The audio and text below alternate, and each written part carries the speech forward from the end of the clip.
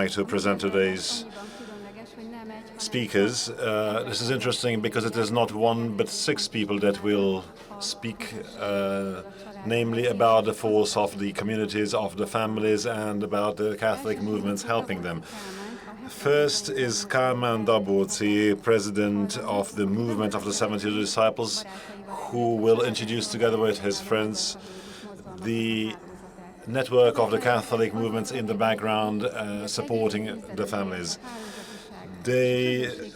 These movements wish to build on the power of networking and community instead of individual struggles.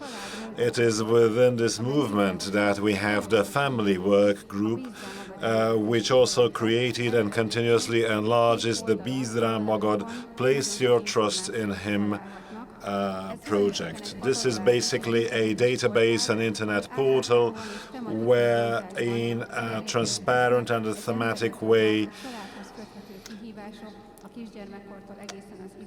all the good practices and helping organizations, solutions to challenges that families confront throughout a lifetime are accessible here.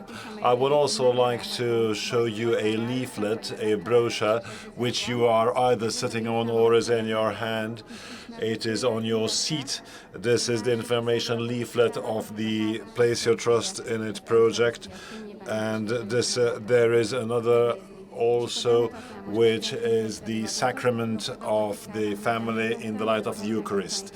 So today's speakers will be Kálmán Dabóczi. Next we will have Dr. Péter Török and Orsolya Török, leaders of the Hungarian Schönstatt Foundation, Beata Dávid, also head of the work group of the Bízd rá magad project, Péter Szőke, and Anna Nagy, representing a community search portal entitled közösségek.hu. Very hearty welcome to all of them. 6 years ago, at an early dawn, between about 4-5 a.m., I saw a picture. It was not a vision, but it was a strong, powerful inner image that has been defining my way of thinking ever since. I have always almost seen Europe from above as parts of it crumble, come to naught, and apocalyptic states prevail. It could be seen that states and international institutions have been unable to cope with either local or global ecological and social challenges. Life, however, went on. And interestingly, there we could see no significant destruction, and no significant destruction could be seen where the people clung together and looked up at the sky towards God. Life spread or revived in places where small communities, movements, initiatives preserved their own charisma and individuality, and together they form a network that supports, protects, and serves the life received from God.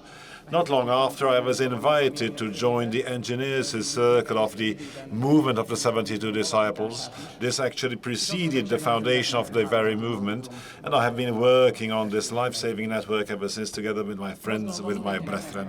Everyone in the movement has their own narrative, motivation, and they get along, they fit together perfectly. Only to cooperation, only to working together and attention to a common God is there no real alternative. The movement of the 72 disciples, after several years of preparation and finding a way, came about officially in 2018 on the initiative of Cardinal Péter Erdő, with the aim of promoting the living network of church and non-governmental organizations by integrating them organically into the church. And at the same time revive the system of Actio Catholica that can meet today's challenges in Hungary.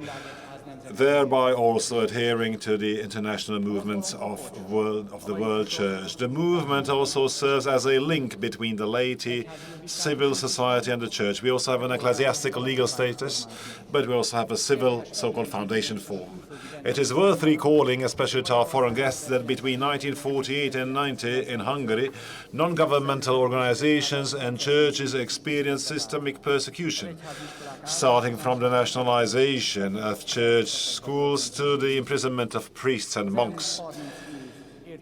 However, despite the valuable reconstruction of the past 30 years, the soul-destroying effect of the earlier era can still be felt to the very present.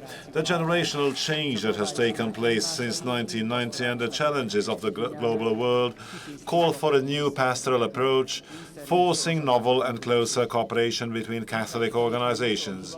It is the vocation of the movement of the 72 disciples to serve as a catalyst and an active participant in this. We do all this along a completely equal federal logic by respecting and helping each other, by continuously developing cooperation with other movements and communities based on faith.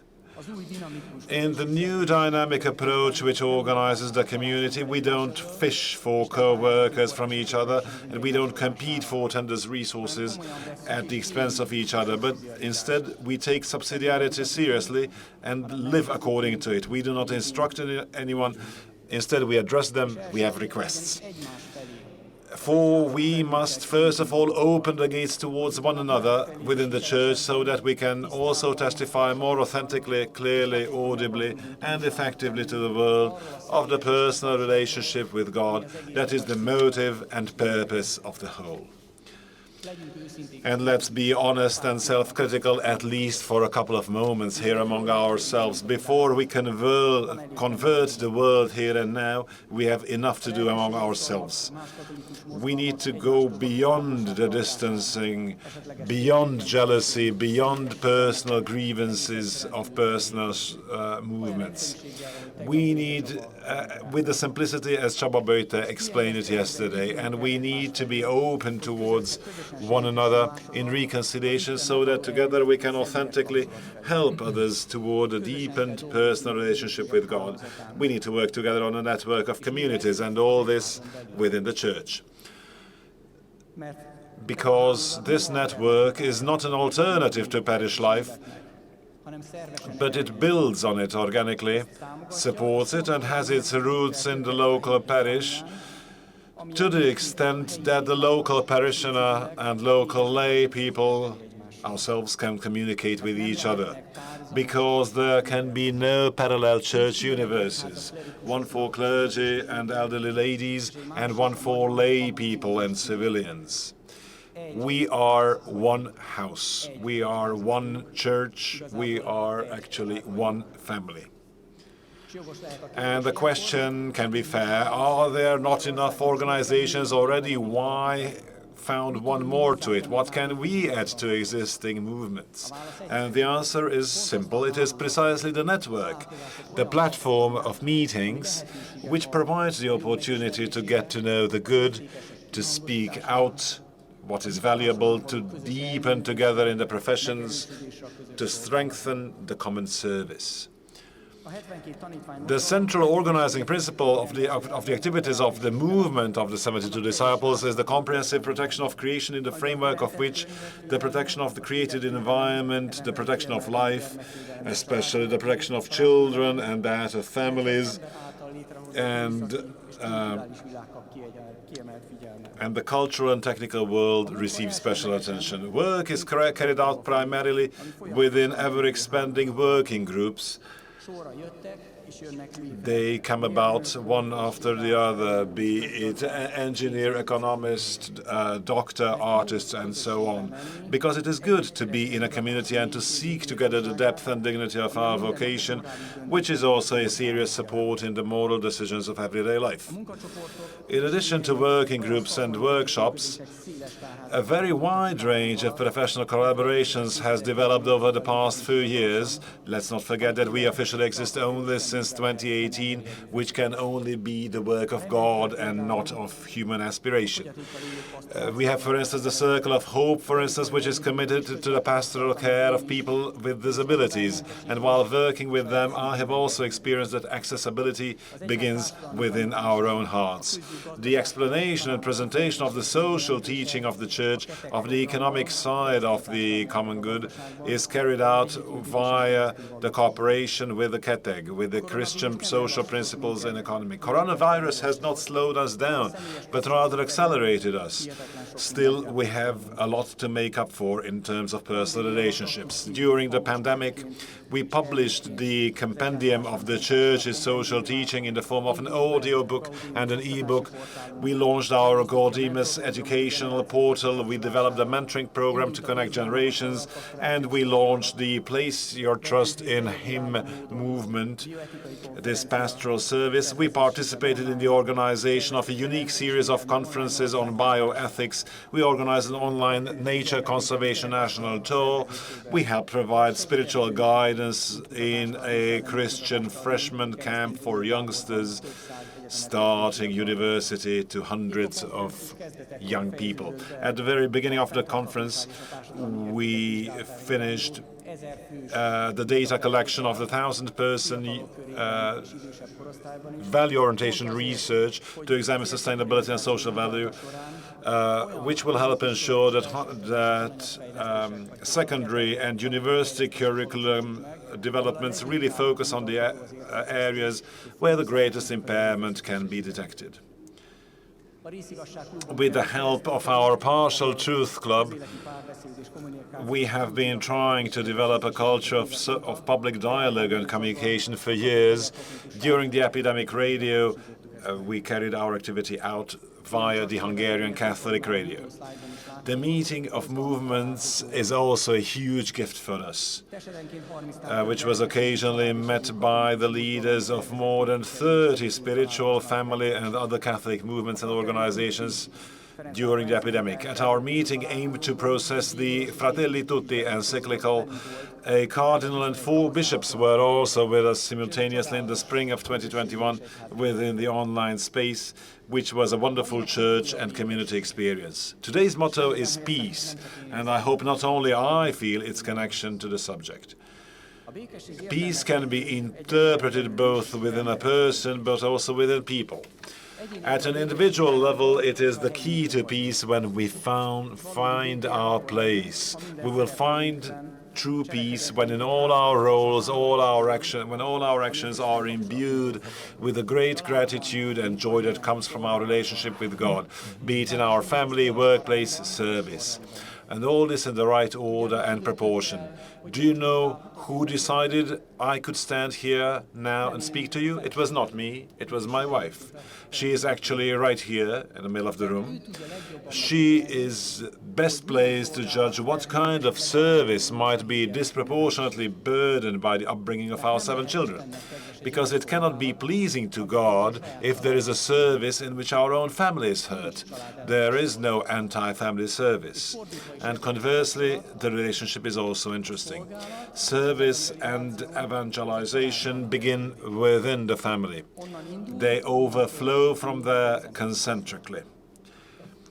However, if the results, the attraction of power, or putting our ego into the foreground becomes dominant, then we might get applause, we can fish for compliments, but the experience of true inner peace is surely to be missed.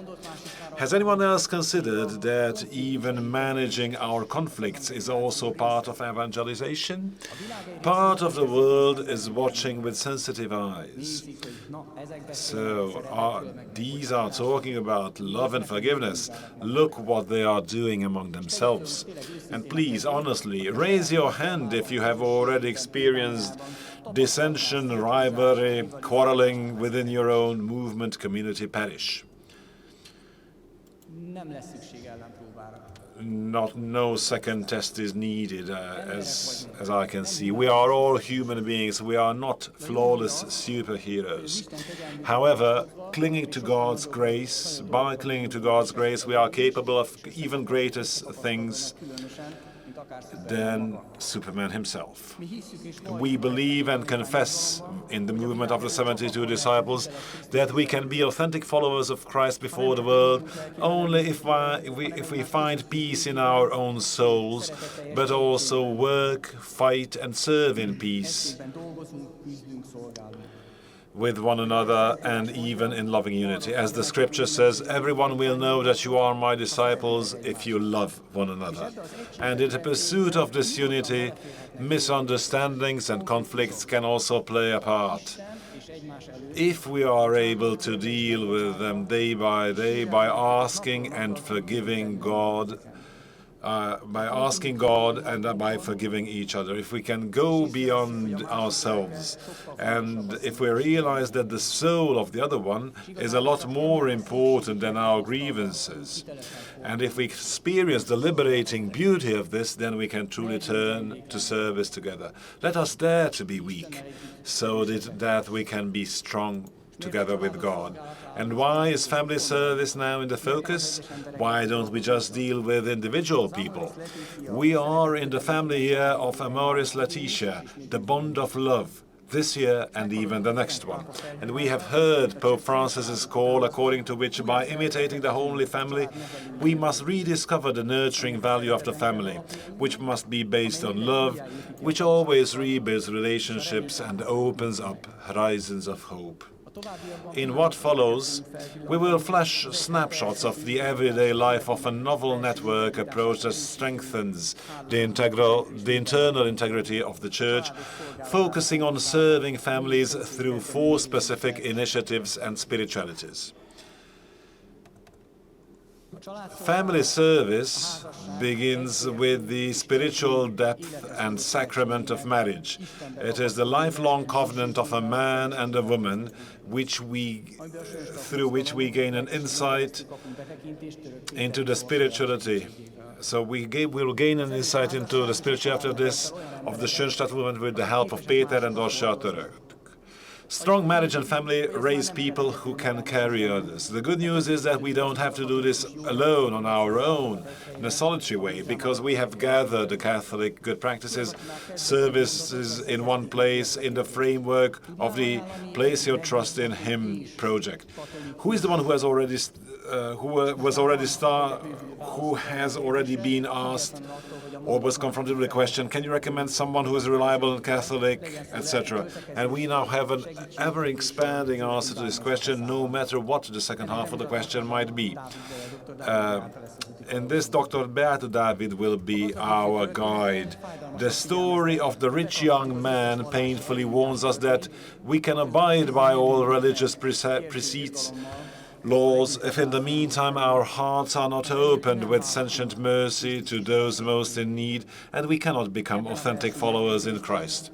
And this inner conversion and in the development of spiritual and material generosity, the authentic pattern of the whole individual community helps us along with the thoughts of Peter Söke. The communities between families and the generational communities corresponding to the interest and age of the family members are a network permeating both church and society.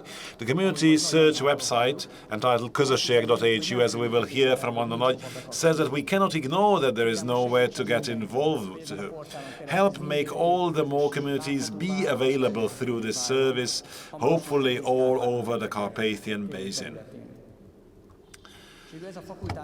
This facultation is unique because it is not an internationally renowned church personality, best-selling book writing, or popular orator who stands out here on stage, but it's simple, ordinary Christian people within the community, assuming and helping each other.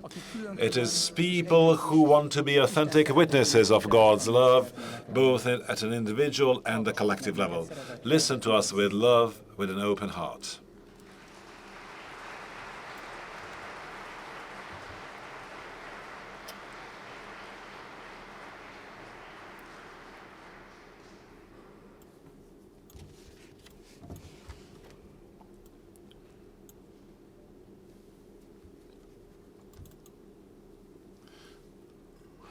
The Sacrament of Marriage in the light of the Eucharist. Jesus said, I am with you until the end of the world. The answer to the challenges of our time is the caring presence of God, who is the Father of history and human destiny. One of the missions of the Church is to proclaim the good news and the presence of God to the world. But where is God present in our lives? He is present among people who love each other. He is present behind, in the background of every event. God is with us. He gives himself to us in the wonderful reality of the Eucharist, in the sacrament of the altar, in the Eucharist, in the community of the Church. He is also truly present in the currently heavily attacked and questioned community, the family, in the Sacrament of Marriage. The mission of the family, the small church, the ecclesiola, is the same as the mission of the great family of the Church. It is to present the life, presence, and good news of God.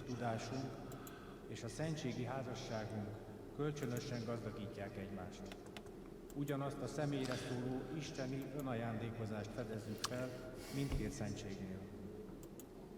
Ennek az átelmékedésére egy 15 állomásból álló sorozatot... In our world where the forces that are disintegrating the family are waging a formidable ideological warfare to redefine and crush the smallest community created at creation, the cradle of love, the family, we must ally with the mighty God.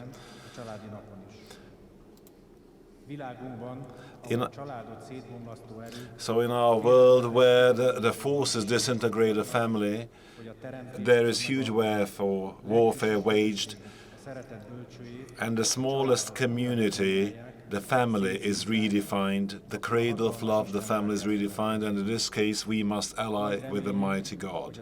It is our great hope that in the Eucharist and in the sacrament of love, the divine love experience in the Eucharist and the Sacrament of Marriage will be a real resource and example for couples to meet the challenges they face in their daily lives. We cannot directly influence the big world events and tendencies, but it is possible to create an oasis. Every holy man and every holy couple can make an impact on their environment in space and time. In the basic cell of the Church, in the family and in its foundation, in the Sacrament of Marriage, God acts, works, and wants to affect families and through them the whole world.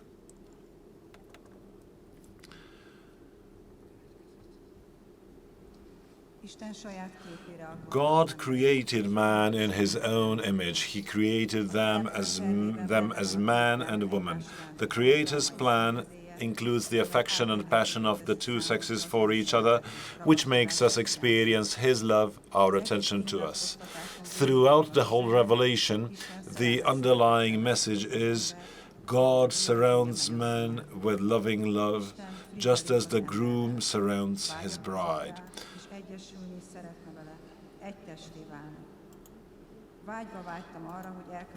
God enters into a covenant with man. He longs for him and wishes to unite with him. He wants to become one body with him. I long to spend this feast with you, Jesus tells the apostles at the Last Supper.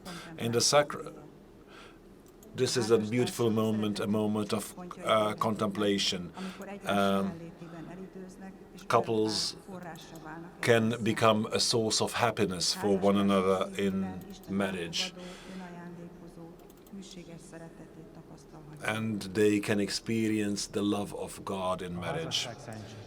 Marriage is a sacrament. In the sacraments, the soul and matter, heaven and earth swap kisses, entering a never-ending covenant.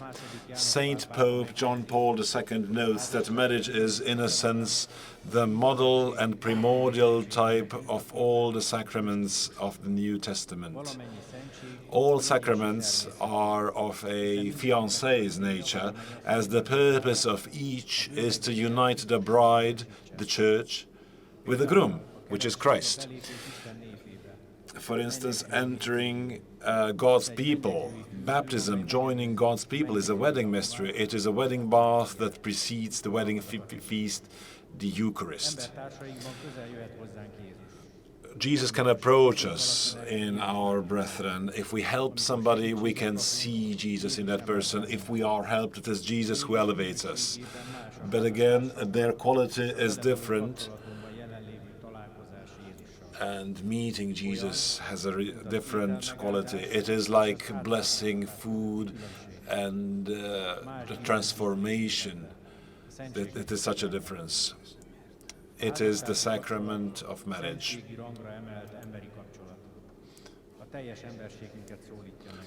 It addresses all our humanity, our body, our spirit.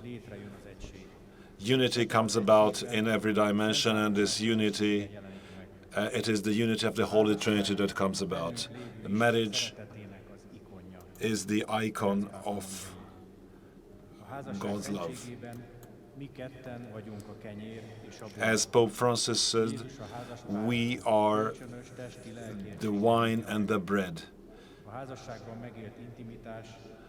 Intimacy, experience within marriage is also part of our transformation.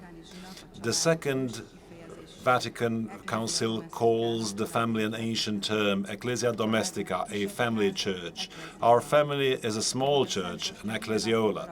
Just as the full sacramental presence is realized in every little piece of the Holy See, the same way the sacramental communal dimension of the Church lives in family homes.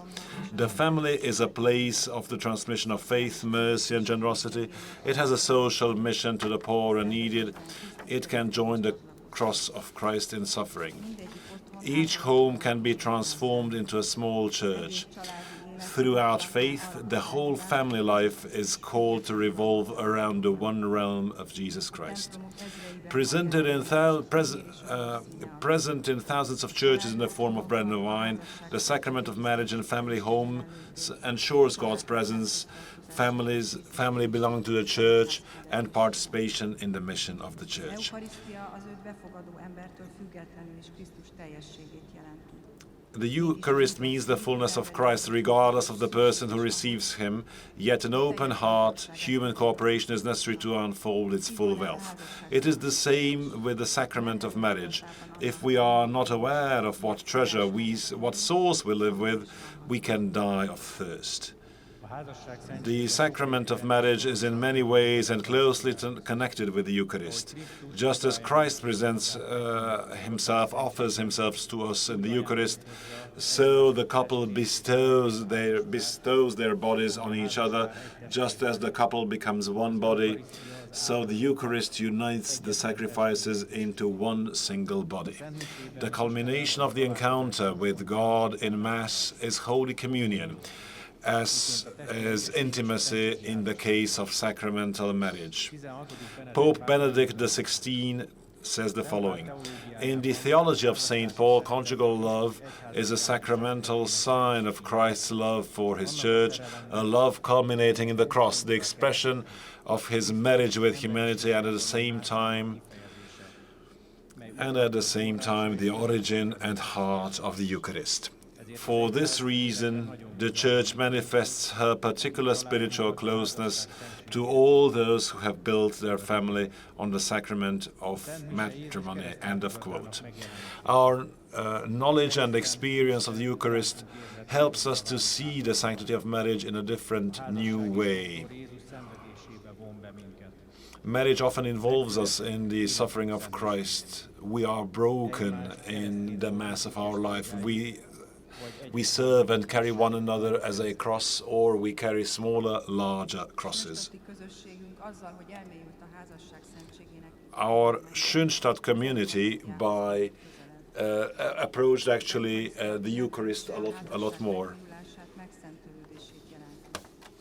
This means the sanctification of our. So that is why we prepared a station of 15 stations. A Calvary of 15 stations entitled The Sacrament of Marriage in the Light of the Eucharist. This can be seen, this spiritual study trail surrounds our chapel in Óbudavar in the center of the Hungarian Schönstatt community. So here the relic holder is open. This is a call to us to respond to God's infinite love. Csaba Osváry, a father of 5, was a member of our community and died next to the Óbudavár chapel unexpectedly.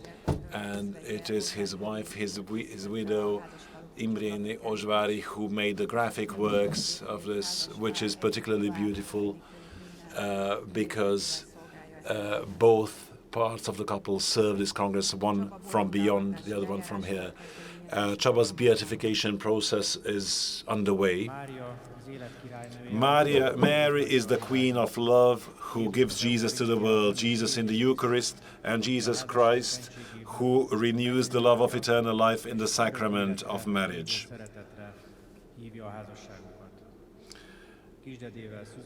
Our Lady, give us your holy blessing together with your child. Amen.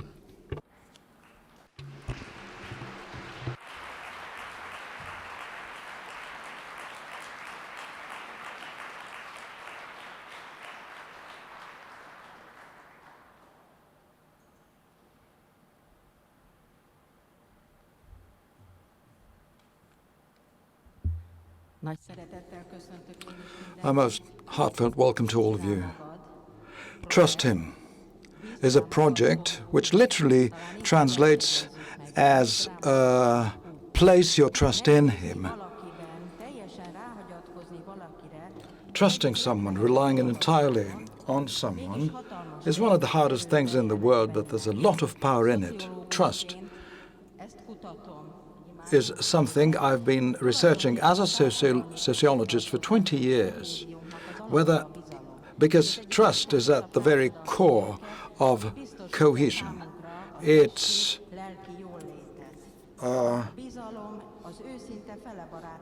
because trust is based on sincere neighborly acceptance.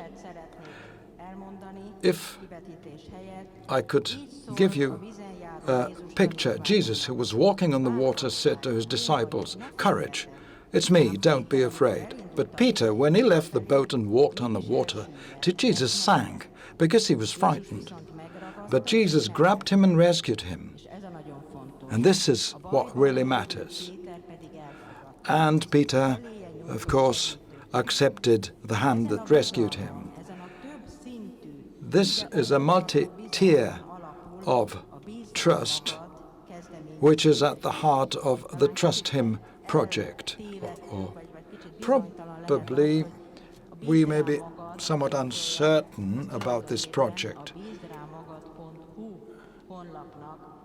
but it is basically about the way we set up our portal, our website called Trust Him, in Hungarian Bízd rá magad. We have to believe in forgiveness and also place all our burdens on the shoulders of God. We Catholics and Christians live in the same society as everybody else does, and our problems, our questions related to fighting the challenges of life, and there are no walls separating us between the rest of society. We live in the same world, so this little subgroup of ours called the Family Subgroup is now working on a digital project online, an online project for families, and we try to give them a systematic approach and show them the best practices, hundreds and thousands of them, related to the challenges that we face in various walks and situations of life. And of course, we are trying to give them help in fighting these challenges. This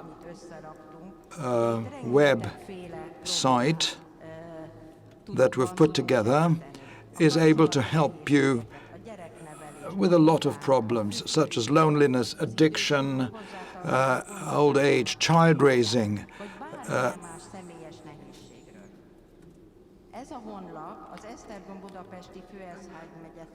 It was supported by the Archdiocese of Esztergom Budapest, and we have so far collected more than 100 best practice recommendations spanning the whole life of the human being from conception to adulthood, adolescence, adulthood, and old age. And we've divided this into 15 chapters, if you like. You can use keyword search methods where you can browse various treatises, articles related to this kind of problem solving. The Bizdra Magad is unique. It's a unique collection of recommendations because several other Christian organizations like Family University, Married Weekend, Testo, Alpha Course, Lookout Tower, Oasis, and other programs accumulated here through their methods and best practices. But it's not only for Catholics and Christians. We gather best practices from wherever we can find them. And anyway, there are certain problems there's no Catholic answers to. And this is and the uniqueness or the unique feature of this program is that actually this program has quality assurance from the Catholic Church. We gather and collect the best practices, but the seal of acceptance is given by the Church.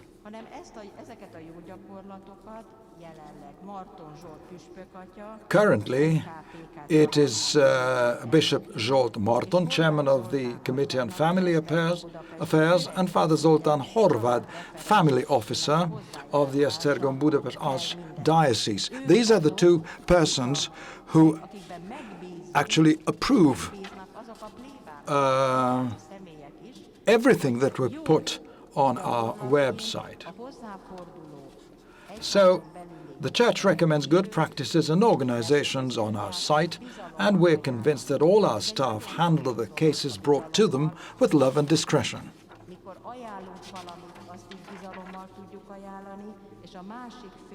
So at the core of this is trust. We give them help and experts that they can trust. Cardinal Péter Erdő, it was last year in 2020 when the Congress was postponed, but when we launched the website, called our web site a lasting fruit of the Eucharistic Congress. What does that mean? That it will flourish, hopefully, for years and years for the benefit of Christians, Catholics, and practically anybody else. What we have experienced is that Hungarians seem to be lacking in trust. People think if others find me vulnerable, then they will take advantage of me. So after a while, we close up and we are left alone with our problems. But if we sweep our problems under the carpet, this may lead to mental diseases. And we have to learn to tackle this issue. We have to be bold enough to reach out for help.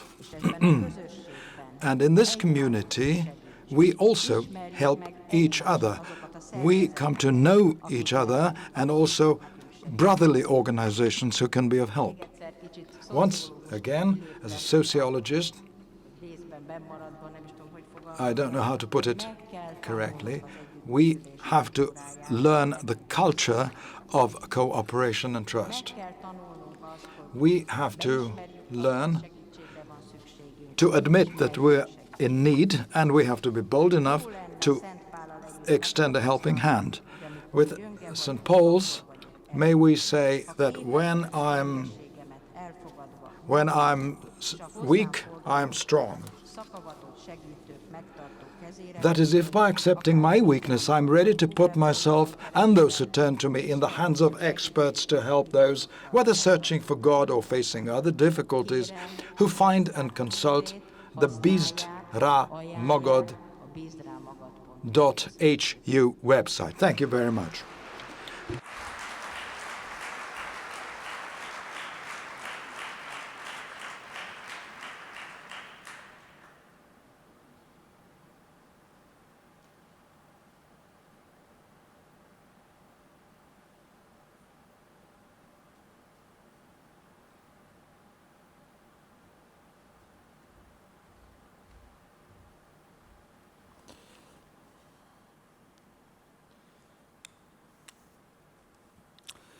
Kedves barátaim! Dear friends, just briefly on the San Edigio community, we heard an excellent introduction to our community by Kálmán. Nevertheless, probably it's worth mentioning that Pope Francis said, you are a community of 3 P's. P for prayer, second for the poor, and the third P stands for peace. A béke szolgálata, azt hiszem, hogy ez a nap ennek a jegyében áll, ennek az utóbbinak a jegyében. Now, in the Holy Year of Mercy, that was 2016, I came across a small book written by Archbishop Vincenzo Paglia, who was appointed by Benedict XVI as head of the Political Council of Families. The title in Italian, Una Casa di Misericordia, or House of Mercy. The author invites families to read the Gospel according to Luke during the year, with sections of it assigned on a daily basis. One section for each day. To each section, the author adds a short commentary with specific questions and exhortations that are understandable to children. For example, visit your grandparents this week, give handouts to the corner beggar, figure out how to please your classmate with whom no one wants to play, and so on. The Gospel according to Luke is also called the Gospel of the Poor. It contains the stories of the Good Samaritan and the rich man and poor Lazarus. These are parables of so many healings and conversions.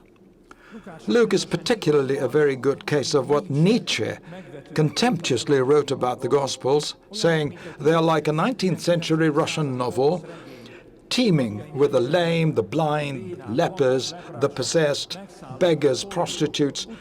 These are all doubtful, inferior creatures. And Christianity wants us to sympathize with them. What decadence! The mindless exaltation of weakness and disease, Nietzsche added. If we look around our cities, the poor and outcasts who populate the pages of the Gospel of Luke are still here with us today. The gangrenous, homeless Lazarus in the underpass, does he receive at least a crumb for our Sunday lunch tables? Or we can also meet the prophet Anna, who, despite her old age, lives alone, is widowed, has nothing, yet she is rich, for through prayer and fasting she serves God and man alike. She and old Simeon are the first to recognize Jesus. If we visit a hospice, maybe we'll find them there. How many elderly people died in the pandemic without saying goodbye to their loved ones? How many are already deprived of their families and spend their lives in institutions for the rest of their lives? In Hungary, a quarter of the victims of the first wave of the pandemic were elderly people living in institutions. In Scripture, families play a major role. The Old Testament is often like an unputdownable family novel. Jonathan Sachs, the rabbi, says Hebrew Bible was about the revolution of the family because first time in history Jewish theology binds or combines love with faith and perseverance and faithfulness. But the Holy Family, Jesus, Mary and Joseph themselves are experiencing many dramas of poverty. For an expectant Mary, there's no accommodation. They experience persecution and the lives of refugees. And Mary, as a widow, will have to watch the execution of her only son, who's been sentenced as one of the criminals. When Jesus tells us at the Last Judgment, I was hungry, I was thirsty, I was a stranger, I was naked, sick, and a prisoner, then that is far more than rhetoric. He came into the world to experience these realities of human life, and some of them in his own family or with his own family. Over the summer, I visited the island of Lesbos with an international mission to the Sant'Egidio community.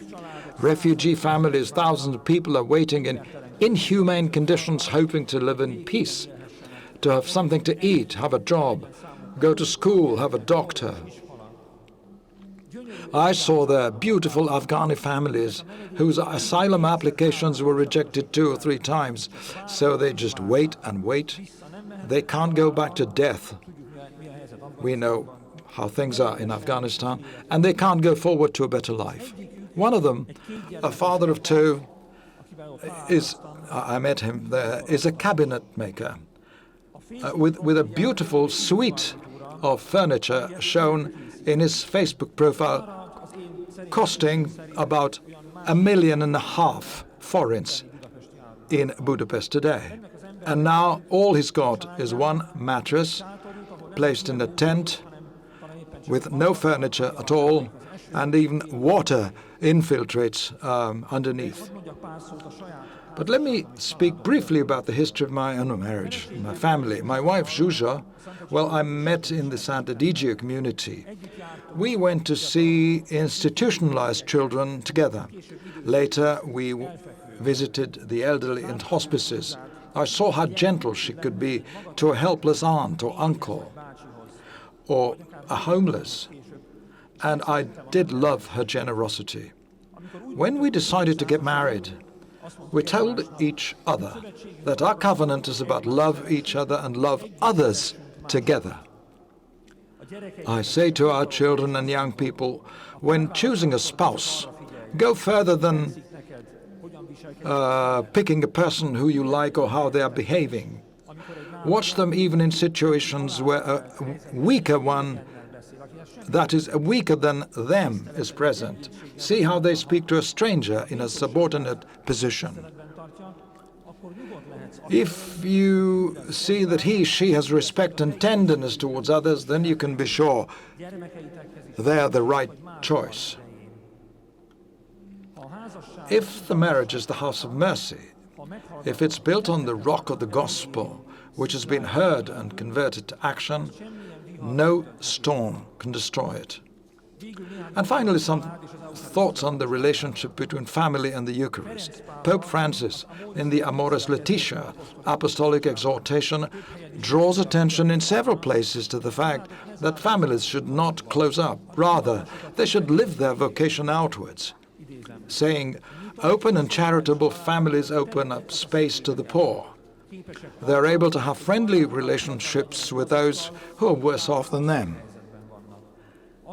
They live what the following sentences clearly require of them. When you give lunch or dinner, Do not invite your friends, brothers or sisters or relatives, or your wealthy neighbors, lest they call you back and return the favor. Instead, invite the poor, the lame, the limping, and the blind, and you will be happy. Well, that's the secret of a happy family. You see, this is the secret to a happy family, ends the quote. But the Pope goes even further. He quotes the Apostle Paul, who in the 1 Corinthian letter seriously rebukes the community for celebrating the Eucharist scandalously. After the Eucharistic feast, wealthy members of the community eat and drink delicious food from their own food, while the poor are standing by looking at them hungry. One gorges and the other starves. Or you despise the church of God and shame the poor? Corinthians 1, 11, 21 to 22. Pope Francis goes back to St. Benedict's teaching from the 16th century on the social nature of the mysticism of holiness. And Pope Francis goes on, if those who take the Holy Communion do not allow the sacrament to induce them to care for the poor and suffering, or agree with the various forms of division, contempt, and injustice, then they take the Eucharist unduly. In contrast, families with the right to take the Eucharist are open to brotherhood, they possess social sensitivity and care for those in need. End of quote. Dear friends, perhaps may I say that this is not so difficult to achieve. For decades we have celebrated Christmas along with our poor friends in hundreds of places around the world, in large towns and hidden African villages. That is, with people that we meet regularly during the year, the homeless, elderly, refugees, prisoners, poor families, disabled people, whether in Hungary, Budapest, Pécs, wherever. And also in Monor and Győr. We set the festive table, decorate the Christmas tree, take care of the presents. There's a show, delicious snacks, friendly and human talk. And it's on Christmas Day, not 3 days earlier, not 2 days after, but right in the heart of the holiday. And after Mass, we set a table, preferably in the church, as prehistoric Christians did. The altar table broadens into a feast of love for the poor, and the Eucharist expands into the sacrament of the brotherhood. Olivier Clément, the French theologian, said, one tragedy of the modern age is that Christianity has become separated from the sacrament of brotherhood. So when they ask us, do you celebrate Christmas with your family? And the answer is yes, but we just set a table for an extra 200 people. It's not food distribution, it's family lunch, because the family of the Christian community is for those who do not have a family as well. The family and the Eucharist are both great signs of contradiction in our age that idolizes materialism, efficiency, and competitiveness. Indeed, the current thought runs against the sacrament of the family. So the family is a school of free, non-reciprocating love, and the Eucharist is the secret and sanctity of God's free, unearned love.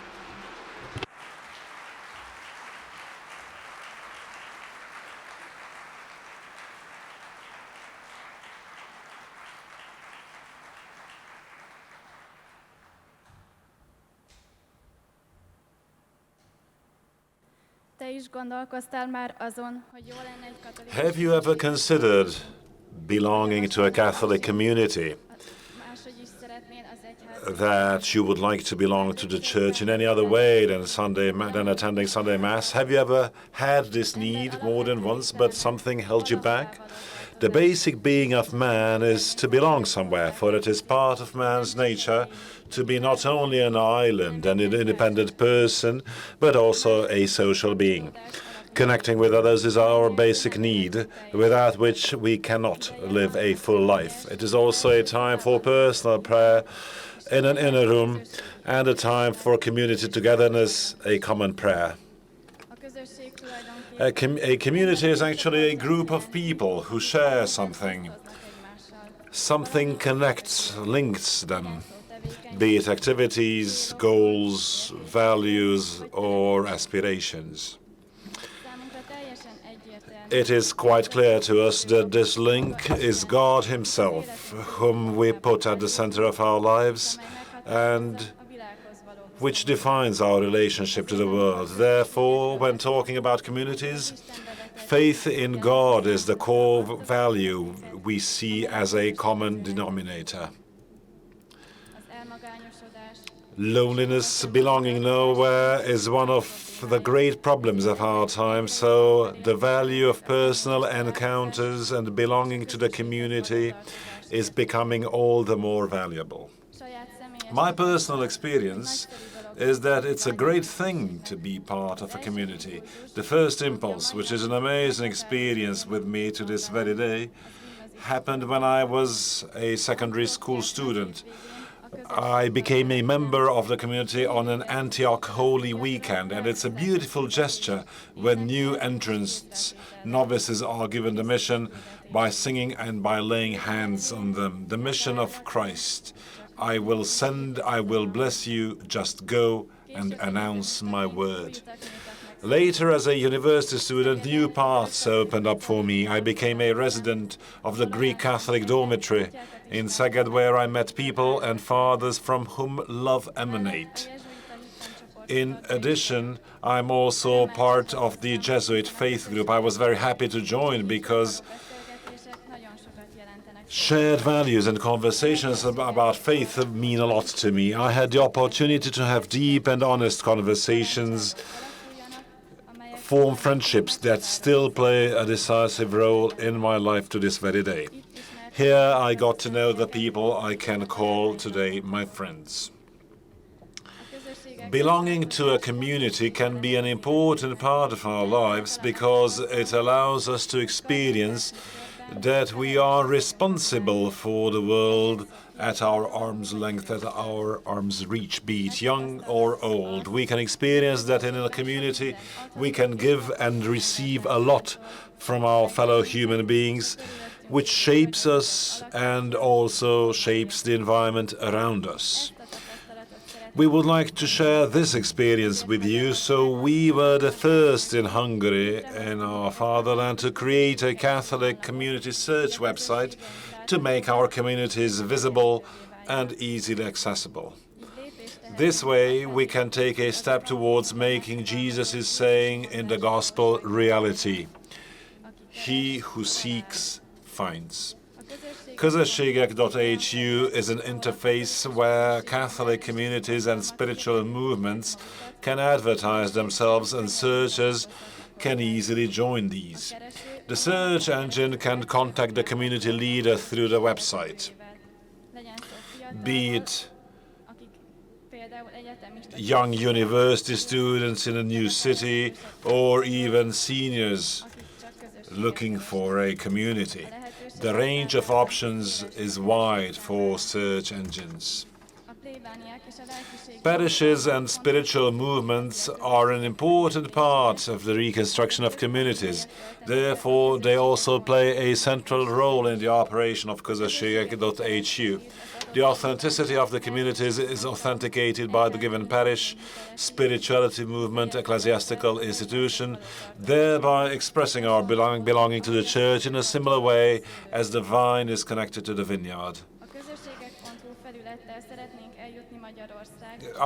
Via közösségek.hu we would like to reach the Carpathian Basin and all the Hungarian communities so that all the more communities can be reached on this platform and they can become communities that indeed bear fruits. Here we testify about God and we can make Him a reality in our life. And we would like to encourage to step out and be the first to address the other one, as Jesus also said.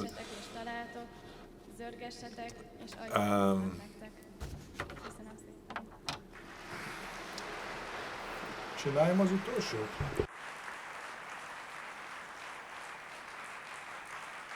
as Jesus also said, ask and it shall be given you, seek and you shall find, knock and it shall be opened unto you. I confess that despite so much wealth, I often have a sense of lack in the church.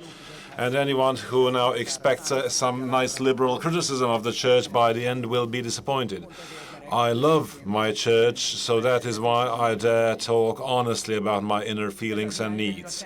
This deficiency is the greater representation of the Holy Trinity and the deepening in its secret. The mystery of the Holy Trinity is a treasure that no religion or world ideology other than ours can display in the world. Why do I consider it so important to focus on the Holy Trinity more firmly in today's world? Because it has a lot of messages that can help tune into God's way of thinking in today's world. The Holy Trinity leads to a world that cannot be found, encountered by any human reason, and that surpasses the imagination of any sci-fi author. For it does not reflect human reasoning, it goes far beyond that, making it clear that God is omnipotent and infinitely wise. The Holy Trinity is a community and a relationship. This sentence, this statement alone is tantamount to an anthropological revolution as opposed to today's individualistic worldview. At the heart of the Holy Trinity lies the relationship of individuals, not just a person and not just the community itself. Thus, the individual and community nature of a person are inseparable and at the same time unplayable against each other. And the ambassador of the Holy Trinity is the family itself. The family is at the same time a network made up of people. Proper family service requires a right order and a sophisticated sense of proportion. It is an everyday task for me, for instance, to fight against the loss of direction and proportion. For me, this is the biggest challenge of the service. What does this show in? The loss of direction means that the activity itself is more pronounced than its very purpose. If we fall too much in love with the service, the movement, and its results. And the disproportion can be seen if in our search for systemic intellectual solution, which is very right and praisable, commendable in itself, the infinitely simple task of the gospel is lost. I was hungry and you gave me food. But all this, with our intellectual qualities, we can create huge world-comprehending networks, but all this must not overshadow the soul-saving that is provided for the basic physical and spiritual needs of people in need. Dear brothers, we are not alone, and it is no coincidence that we are here together today. Let's give the Holy Spirit a chance to invite us to new paths, relationships, cooperation. So I ask that this facultation continue among you instead of the usual polite applause. Yesterday, Csaba made the audience prayer instead of applaud. So please, turn now to another unknown participant, someone you don't know yet. Introduce yourselves to each other, exchange contacts, tag, mark each other if need be on social media, and start talking about who does what. And do this boldly at any time during the rest of the Congress. If someone looks you strange, tell them that it was me who asked you, and I do believe that these encounters will indeed make a difference in the lives of many people, because there is no alternative to collaboration, to the soul-saving network of communities. God bless your service.